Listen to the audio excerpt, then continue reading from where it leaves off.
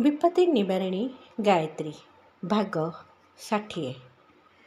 गायत्री चतुर्थ पाद द्वारा आंतरिक कायाकल्प। दुनिया दर्पण समान अटे, जो निजर प्रतिछवि ही प्रतिफलित हुए। जो व्यक्ति क्रोधी अटे, सारा संसार ताहा सहित लड़े झगड़ा करुवा परी ताकू प्रतीत हुए। जो व्यक्ति मिछुआ, ताकू समस्ते अविश्वासी परी लागती। जीए स्वयं नीच अटे, से सारा दुनिया को नीच बोली भावे। जीए कामचोर एवं अलसुआ, से समस्त को बेकार भावे।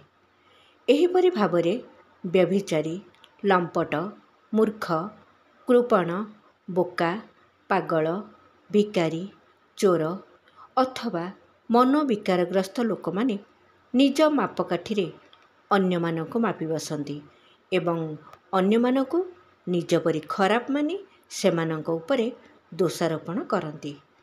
जदि आमे बुद्धिमतार सहित निजर दोष को चिन्हि परिबा एवं अन्य मानक सहित नम्रता, मधुरता, सहनशीलता, उदारता पूर्ण व्यवहार करिबा, तेबे अधिकांश झगड़ा उत्पन्न सुद्धा हेब नाही एवं जदि हुए तेबे अति सहजरे समाधान होई परिबो।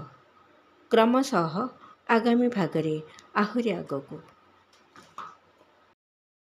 विचार क्रांति दूत यूट्यूब ओडिया चैनल को सब्सक्राइब करिया सह परवर्ती वीडियो प्राप्त करिया पई बेल आइकन दबांतु एवं विचार क्रांति दूत ओडिया फेसबुक पेज सह जोड़ी हुंतु। धन्यवाद।